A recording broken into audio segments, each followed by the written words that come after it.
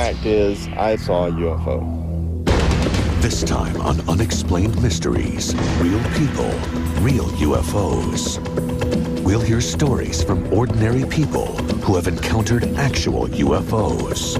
It had like Egyptian writing, like backwards writing on it. The residents of a small town in Pennsylvania who witnessed an unbelievable sight. No wings, there was no tail section, there was no motors, there was no windows, there was no doors. It was big enough for a grown person to stand up in.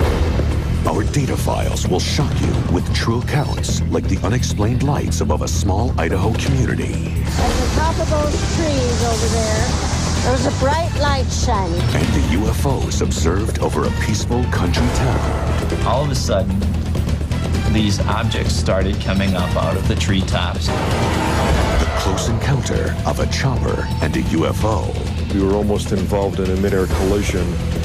The frightened witness who was chased by a hostile craft. And this object made a right-hand turn. And by this point, I was getting really scared. The remarkable reports of actual physical evidence of unidentified flying objects. I noticed that on the back of the vehicle, it had something that was covered by a tarp. The irrefutable accounts of military personnel who witnessed UFOs while on duty. The light tracked at a high speed and came to a stop, altered direction. The disturbing case of one man who was threatened if he went public with what he saw. All these guys coming in telling me that if I don't keep my mouth shut, they're going to throw me in jail. And we'll give you the final evaluation with our UNX report here on Unexplained Mysteries, Real People, Real UFOs.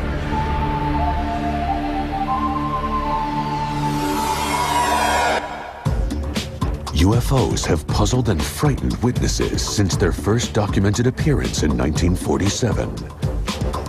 Around the world, thousands of people have been shocked by encounters of the first kind.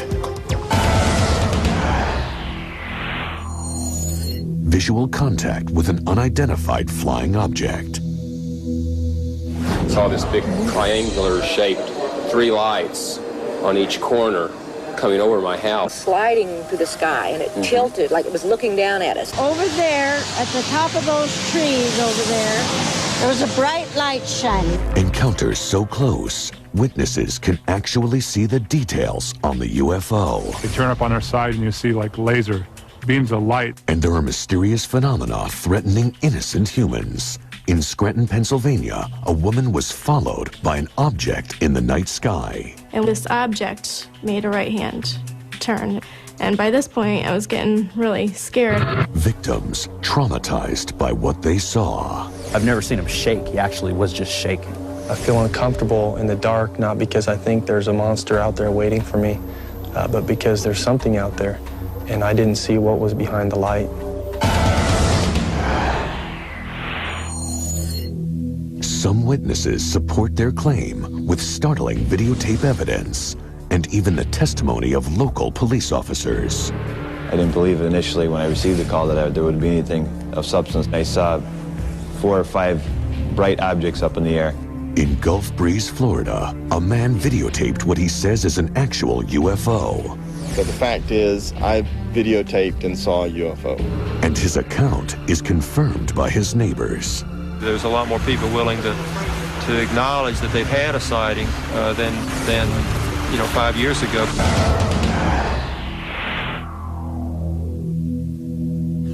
Kecksburg, Pennsylvania, a quiet town like thousands of other American towns. After some townspeople saw a UFO, the town would forever split into those who saw it and those who don't believe them. I happened to look up in the sky and I seen this red fireball. It sure wasn't a meteor, because I've seen them fall before. I never seen any of them with blue lights on. And it looked like it made a turn and come back again. And when it come back, it seemed like it went down. What these townsfolk saw will astound you. I got my flashlight and I started down through the woods up to where it was at. There was no wings, there was no tail section, there was no motors, there was no windows, there was no doors. It was big enough for a grown person to stand up in. It had like Egyptian writing, like backwards writing on it. Stars and circles and dashes and lines and things like that. It looked like an acorn. It was really weird. And then it got weirder. Wasn't too much longer.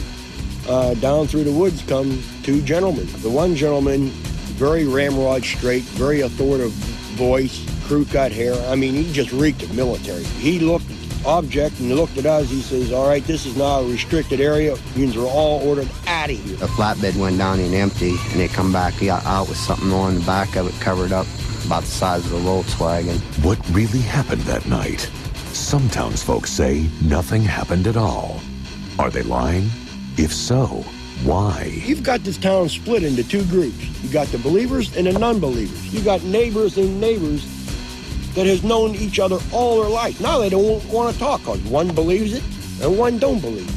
Experts believe that some of the people of Kecksburg are participating in a hoax. Virtually all of the accounts can be explained by people having looked toward and seeing the Ontario meteor. I don't know how some people can say that nothing ever happened when there were so many people that saw things that night. Something had to happen. Freedom of Information Act states there was 212 military personnel here that night. But why are some people so sure that nothing at all happened that strange night? UFO researcher Stan Gordon has been investigating this case since he heard the original report.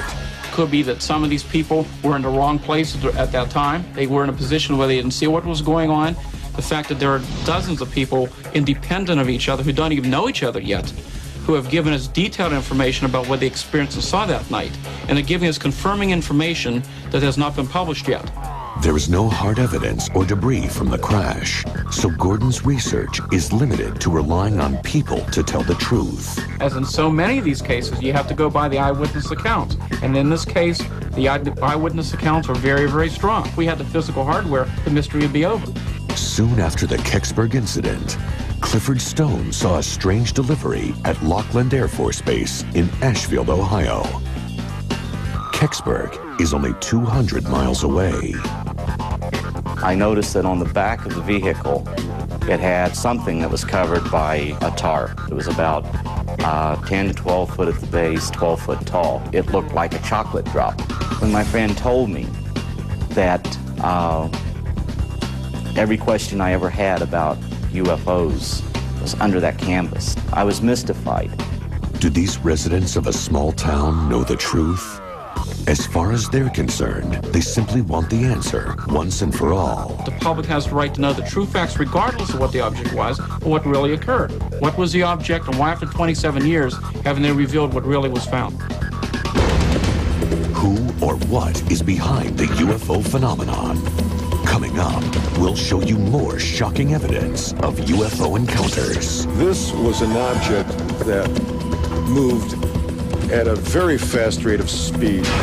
Unassailable testimony from police officers who witnessed UFOs. Saw 4 or 5 bright objects up in the air. And stay tuned for actual footage of UFOs recorded by eyewitnesses, including rare footage of a new type of sighting.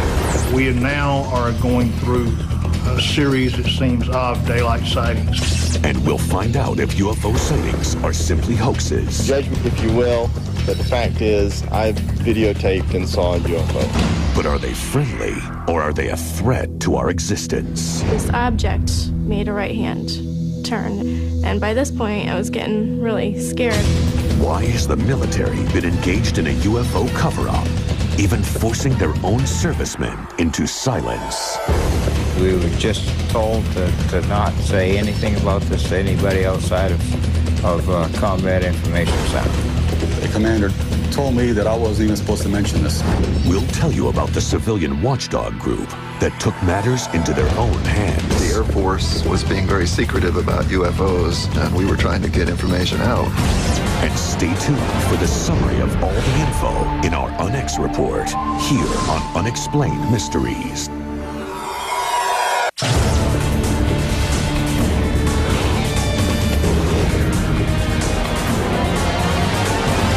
Unexplained Mysteries mysteries, real people, real UFOs.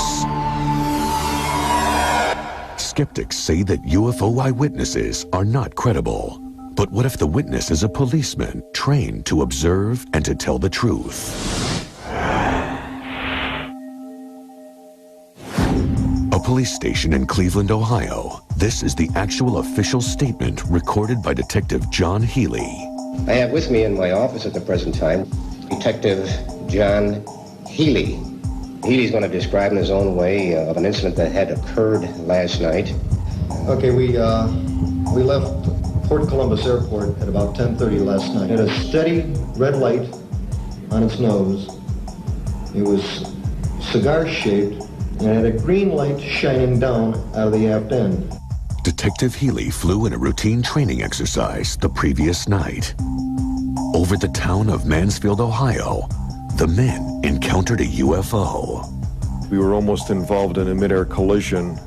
I noticed a red light, but I thought it would be the port wing of another aircraft.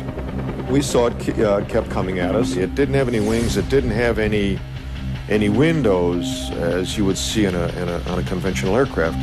The other crewmen saw the UFO and documented the incident in an official military report.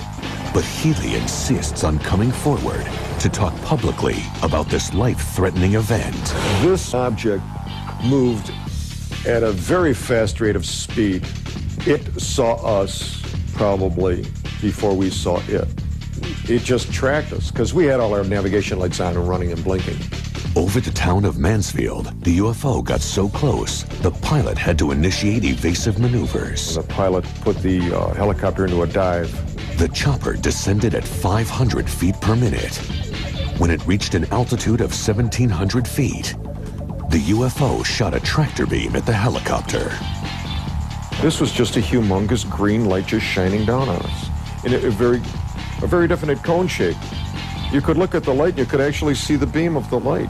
Suddenly, the light somehow pulled the chopper up towards the UFO. It scanned us for that instant that it hesitated over us. It scanned us. Then it took off. After the object went off to the west, the helicopter pilot noted that although he had been in a descent and his controls were in the configuration for a descent, the helicopter had actually risen to 3,800 feet. The object was under continual observation for 5 minutes, perhaps even more. Further confirmation of the UFO incident came from two people on the ground, Irma DeLong and her son Charles. The kids kept hollering, they wanted to stop, they wanted to stop. She finally stopped the car and I jumped out. I remember the whole top of the sky was lit up a dull fluorescent green. To be honest, it scared me. I was scared at that time. But it didn't sink in that it was still really something, a UFO. This brought together two groups of witnesses. It established the exact location of the event. We were able to compute the flight path of the helicopter. J. Allen Hynek, the director of CUFOS, the Center for UFO Studies, interviewed the crewmen at length. Their drawings of the UFO were strikingly similar. More disturbing was their sense that the UFO intended to destroy them.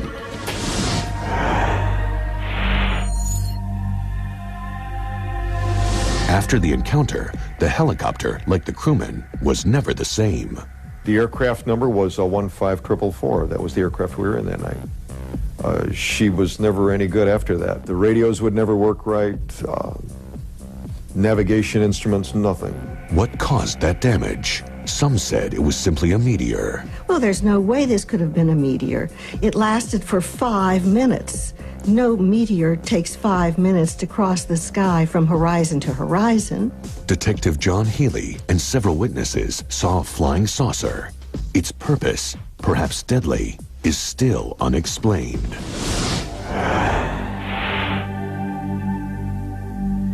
Thousands of miles away, other rural towns in Idaho and Washington are plagued by UFOs. Over there, at the top of those trees over there was a bright light shining.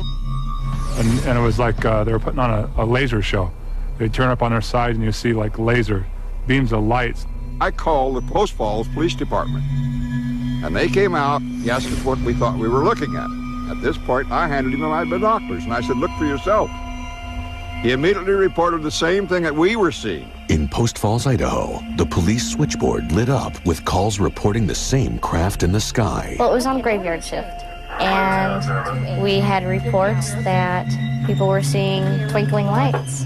They were kind of nervous and said there's something floating in the sky. Well, the first thing we did was run outside and look and see if there really was something in the sky, and there was a white light, and there were colored lights kind of rotating around it. There was red, green, blue, purple, and a gold colored light, and they were flashing systematically. It was very shallow, like two shallow saucers placed together. The only lights on it were on the bottom. In the center was a recessed amber light.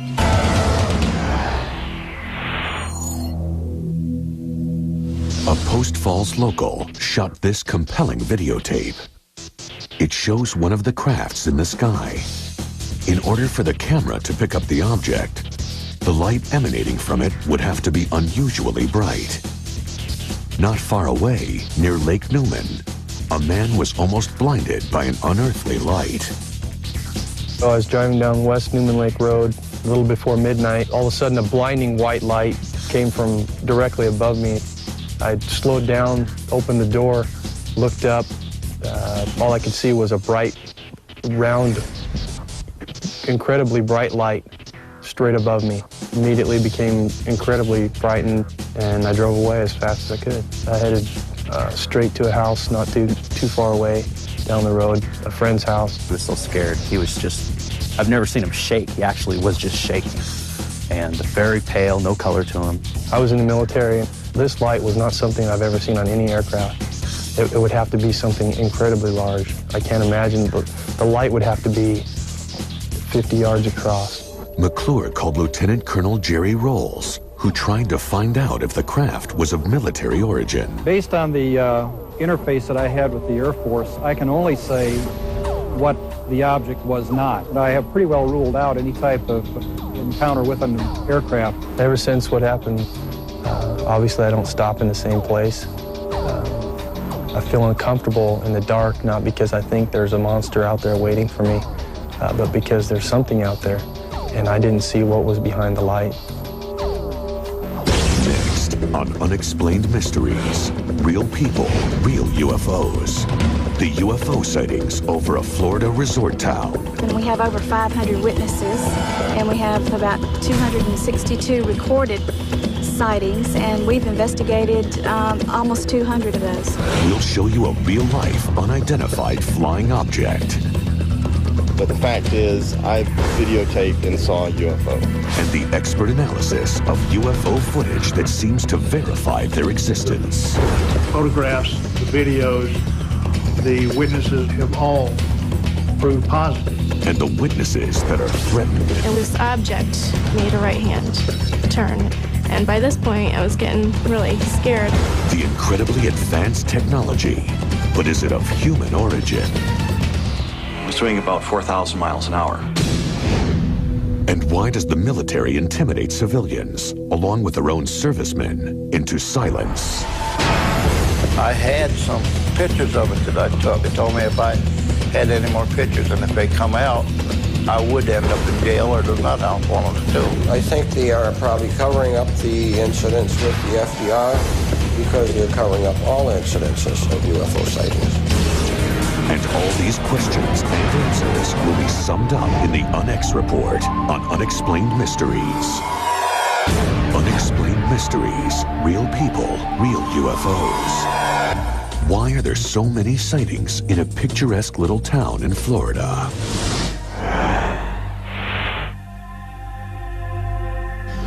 What you're looking at is extraordinary footage of something, perhaps a spacecraft, floating in the sky above the trees. Welcome to Gulf Breeze, Florida. It's a beautiful resort town on the Gulf Coast, otherwise unremarkable. And we have over 500 witnesses, and we have about 262 recorded sightings, and we've investigated almost 200 of those. A group of concerned Gulf Breeze residents are carrying out the investigations. Most of them belong to MUFON, the Mutual UFO Network, determined to get to the bottom of UFO mysteries. We call the military. We're told, no, we did not have anything in the area at the time that you had your sighting. Of course, there will be those that say, well, that's the typical military response. In 1987, Ed Walters and his wife Frances took incredible photographs of a UFO. At first, Ed was concerned that he would be mocked, but eventually he sent them to Dwayne Cook, publisher of the Gulf Breeze Sentinel. Dozens of people came forward to relate their own accounts. One of the more recent videos shows a light that was red, and all of a sudden it turns white and starts flashing. It's extremely brilliant pulses of light. It appears that it's as if the actual size of the image, which would be related to the size of the light source itself, changed in like 1/30th of a second or so, from one TV frame to the next. We don't have anything that could do that, so far as I know. Soon, dozens of people turned out at night and captured UFOs on videotape. To videotape a UFO at night is one thing, but capturing one in the light of day minimizes the possibility of hoaxing. We now are going through a series, it seems, of daylight sightings. The photo and video evidence that we've recently seen from Gulf Breeze is far more important than all the previous UFO photo and video evidence combined. 90% of sightings happen at night. Only 10% are reported during the day.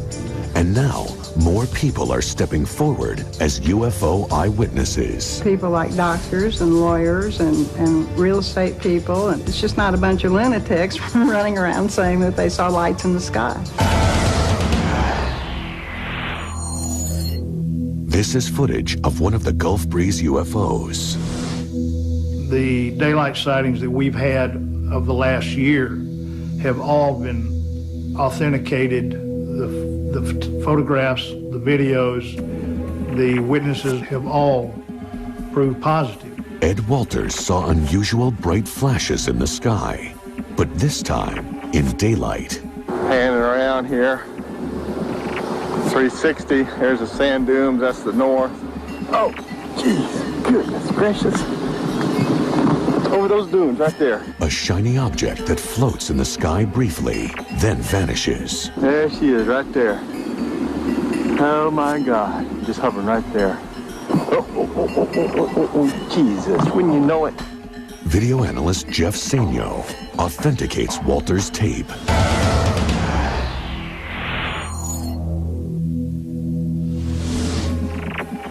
Notice particularly when he sees the object, how the oscilloscope shows that the camera was indeed bounced around.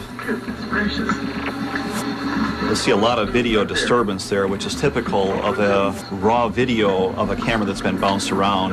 That eliminates editing as a possibility for creating this thing. Walters also took this photo of what he claims is a fighter jet's near collision with a UFO.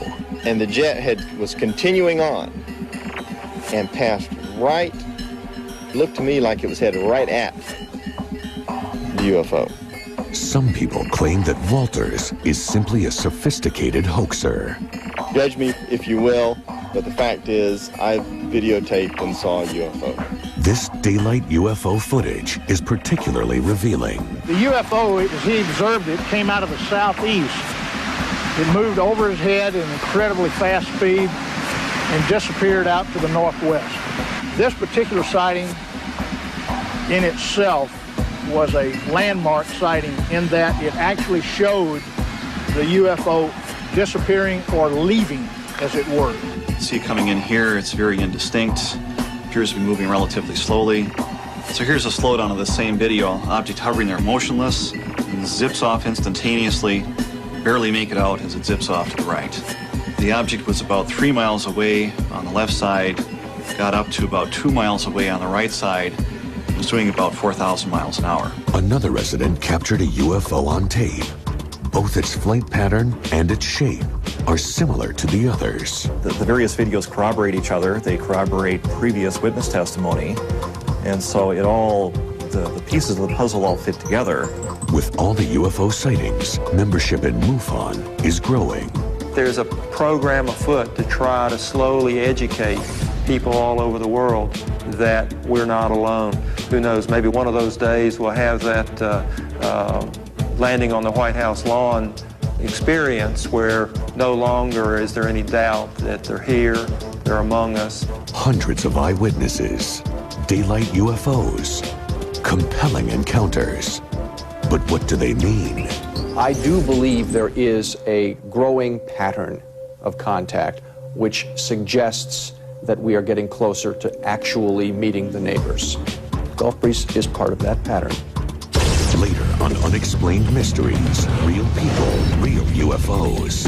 What caused a skeptical police officer to become a believer in UFOs? I didn't believe initially when I received the call that there would be anything of substance. I looked up in the air and I saw 4 or 5 bright objects up in the air. We'll explore the case of the Scranton UFOs. It was just about dusk, and as we were there up by the power lines, all of a sudden, these objects started coming up out of the treetops. They were just everywhere. It seemed wherever we turned, there was another one. I just remembered not hearing a sound. We'll take a close look at the military's role in the Cherry Creek incident. I thought, well, what the hell did I do to deserve this? All these guys coming in telling me that if I don't keep my mouth shut, they're going to throw me in jail. And why does the military harass their own servicemen who witnessed strange craft? We were just told to not say anything about this to anybody outside of Combat Information Center for at least 15 to 20 years. And we'll give you the final answers about the phenomenon of UFOs in our Unex report. It's all here on Unexplained Mysteries. Unexplained Mysteries, real people, real UFOs. Most UFOs are witnessed from a safe distance, but sometimes they get up close and threatening.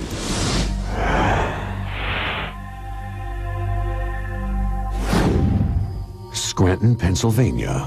Christy Stiers was driving home one night, alone. I at first thought it was another car, but I looked out towards the back of me and I noticed there was no car in back of me, and I was adjusting the mirror and I noticed an object in the sky.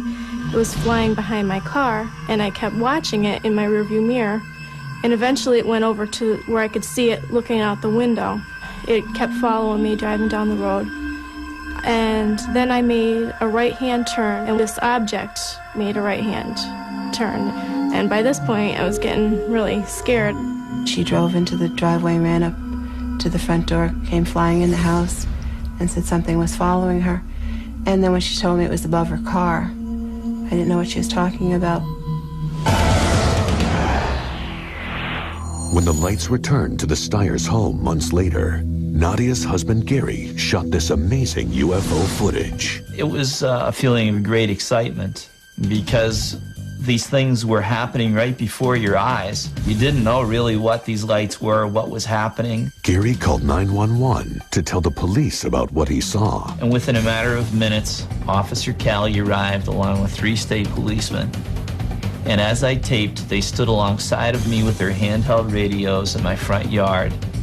I didn't believe initially when I received the call that there would be anything of substance to that I would see. Immediately upon exiting my police vehicle, I looked up in the air and I saw 4 or 5 bright objects up in the air. The police department called the local airport to see if there was anything on their radar. We looked out the window over towards where he was talking about, and sure enough, there were some lights out there. But nothing showed up on the radar screen. I felt that there was possibly a problem with the radar system.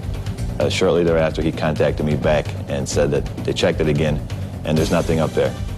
A few nights later, Gary Stiers encountered more lights in the night. It was just about dusk, and as we were there up by the power lines, all of a sudden, these objects started coming up out of the treetops. They were just everywhere. It seemed wherever we turned, there was another one.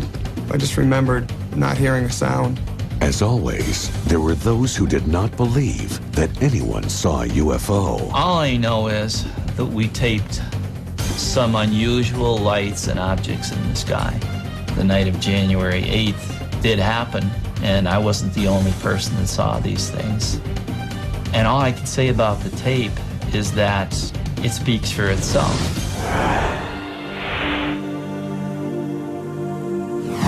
Cherry Creek, a small rural town in New York, where a UFO sighting changed Harold Butcher's life forever. Harold was 16, working in this barn. As he was working in the barn, he noticed that the radio he was listening to became staticky and blanked out. He had been listening to music, and there was a glow in the sky. He ran to the window to see what was happening and saw this gigantic object descending. Two groups soon arrived on the scene. One was Project Blue Book, the special Air Force unit that investigated UFO sightings. The other was NICAP, a civilian group that investigated Project Blue Book. And NICAP sent one of our investigation teams to the scene. NICAP's members included scientists and retired military personnel. NICAP came into existence because the Air Force was being very secretive about UFOs, and it was felt that a high-level civilian group could maybe pry loose some information. We were basically adversarial. The Air Force, we felt, was hiding information, and we were trying to get information out. Activists would follow Project Blue Book into the field and find eyewitnesses and information the Air Force missed, or maybe didn't want to reveal. The Air Force system in Blue Book was to label reports in one of three ways. Either it was explained, in which case they would say what they thought it was, an aircraft or a balloon or whatever, or it was unexplained, unknown, they used to say, and the third was insufficient data. It was a very interesting case, and one with multiple evidence, including the electromagnetic effects, the physical traces, the illumination, everything. It was a classic mainline UFO sighting. Well, it looked like an airplane. It was that big, and when it set in the field, it had 3 legs on it. It looked like 2 turkey platters put together with a roll of rivets around the outside, and it sat there a good 5 minutes, so I got one real good look at it, and I've never seen my animals act the way that these did, because they jumped and kicked and bucked and made all kinds of ungodly noises. Even stranger was the fate of 2 state troopers who also witnessed the object. They filed a report, then were never heard from again. They had a lot to lose by reporting this. They were risking their reputation, and for them to come out and actually state that they had seen something like that meant a great deal to me. It indicated to me that something genuine was happening in the area. Dick Nelson lives next to the Butcher farm. On the day of the sighting, he talked to the state troopers. Well, after the policemen saw it, they had a whole different attitude towards it. They couldn't believe what they saw. Then the Air Force arrived. Next thing I know, here come this guy from the Air Force. They had a truckload of guys that taped off the whole area out there. An Air Force officer started making threats. I had some pictures of it that I took, and the Air Force took them, and they wouldn't even let me have them. They told me if I had any more pictures and if they come out, I would end up in jail or the nut house, one of the two. Despite the Air Force's apparent cover-up, they may have left the biggest piece of evidence. They classified the incident as unidentified. The fact that the Air Force classified this as an unidentified is very interesting and very significant because they were very stingy about doing that. Ordinarily, they would be very happy if they could label a sighting and get rid of it. If it was, even if it was stretching the truth, they would try to explain it as an aircraft or a balloon or strobe lights or something, a meteor. But the Air Force seemed to do all they could to suppress the truth. I thought, well, what the hell did I do to deserve this? All these guys coming in telling me that if I don't keep my mouth shut, they're going to throw me in jail. Coming up, who or what caused the unidentified object seen by crewmen on the USS FDR? My friends called me to come outside, and we observed a bright light quite high in the sky. And all of a sudden, a fireball dropped between the upper ship to the lower ship. Did the military hide the reports of those UFO sightings? I think they are probably covering up the incidents with the FDR because they're covering up all incidences of UFO sightings. And we'll wrap it all up for you with our Unex report on Unexplained Mysteries, Real People, Real UFOs. Unexplained mysteries, real people, real UFOs. Many reports of UFOs occur near military air bases.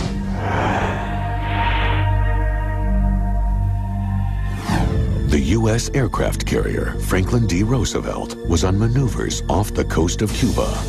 Suddenly, a brilliant object appeared. I saw a bright light, and forward of the bow, on the right-hand side, which would be the starboard side. So I followed these guys up to the flight deck, and we were watching this little object, like a light, that was following our ship.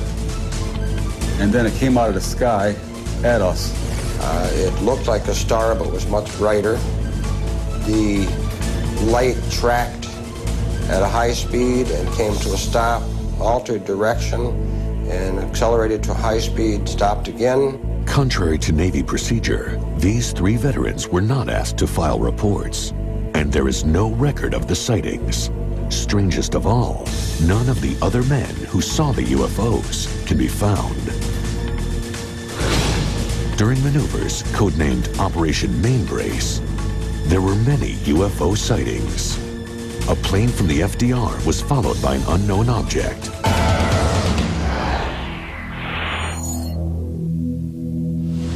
Photographs taken by a news reporter provide compelling evidence. He shot a series of photos before it suddenly took off at an extremely high rate of speed. We knew that it couldn't be an airplane because an airplane could not start and stop. The rate of speed was too high, too fast for a helicopter. While serving on the USS FDR near Rio de Janeiro, Leon Treadwell saw a highly unusual craft. 2 ships, or appeared to be ships, one above the other, maybe about 200 or 300 feet separated the 2 of them, and the counter-rotating lights. And all of a sudden a fireball dropped between the upper ship to the lower ship. Nobody knew what the devil was going on. There was actual radar contact on these vehicles. Leon was not alone when he saw this striking image. Several officers, they couldn't believe what they were looking at. Everybody signed a release statement that nobody outside of CIC would say anything about this. The CIC, or Combat Information Center, oversees a ship's radar, target surveillance, and general operations. The commander down in Virginia, when I was discussing this with him, he was on the ship, he told me that I wasn't even supposed to mention this. I just ignored what he said. I had people that laughed and said, "You wouldn't believe me?" Really? Yeah, I was there. I seen it. You weren't there. You don't know. You don't know what it was like. The incidents were written up by the military in Project Blue Book. But why were the UFOs observing the Navy's ships and planes? It's a possibility that our weapons were of a sort that they were interested in. The FDR was the only aircraft carrier at the time that had thermonuclear capability. It was the only one that was allowed to carry the H-bomb. After the dawn of the nuclear age, there was an increase of UFO sightings near nuclear weapon sites. But the military would not verify the accounts of the men who served loyally for their country. I think they are probably covering up the incidents with the FDR because they're covering up all incidences of UFO sightings. I won't rest till I find somebody else that was on that flight deck with me. I witnessed that same thing I did. Do UFOs really exist? Or are they simply hoaxes or natural phenomena? Find out in our UNX report. The rare daytime sightings, the woman chased by a mysterious spacecraft, and the policeman's near-deadly encounter. All that and more coming up in our UNX report. It's time for the UNX report. UFOs, do they exist? And I saw this big triangular-shaped 3 lights on each corner coming over my house. Just like it was sliding through the sky, and it tilted like it was looking down at it. You got the believers and the non-believers. The believers think that UFOs are alien spacecraft. Compelling evidence supports their beliefs. My friend told me that every question I ever had about UFOs was under that canvas. I was mystified. The fact that there are dozens of people independent of each other who don't even know each other yet who have given us detailed information about what the experiences saw that night. It didn't have any wings. It didn't have any windows, as you would see on a conventional aircraft. But are UFO reports created by hoaxers? Judge me if you will, but the fact is, I've videotaped and saw a UFO. Skeptics maintain several theories that explain UFOs are not alien. They're not even spacecraft. Virtually all of the accounts can be explained by people having looked toward and seeing the Ontario meteor. But if UFOs are not alien spacecraft, why does the military seem to cover up their existence?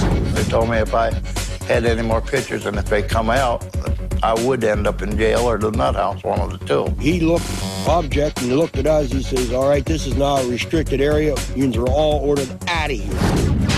What about these real people who've seen unidentified flying objects? I feel uncomfortable in the dark, not because I think there's a monster out there waiting for me, but because there's something out there, and I didn't see what was behind the light. Immediately upon exiting my police vehicle, I looked up in the air and I saw 4 or 5 bright objects up in the air. The people in the community who have said that they've seen UFOs are people like doctors and lawyers and real estate people, and it's just not a bunch of lunatics running around saying that they saw lights in the sky. UFOs exist. People have witnessed unidentified objects in the Earth's skies. But what exactly are they? We may never know. For now, they must remain an unexplained mystery. Who knows, maybe one of those days we'll have that landing on the White House lawn experience. I know what I saw, and I'm not going to deny it.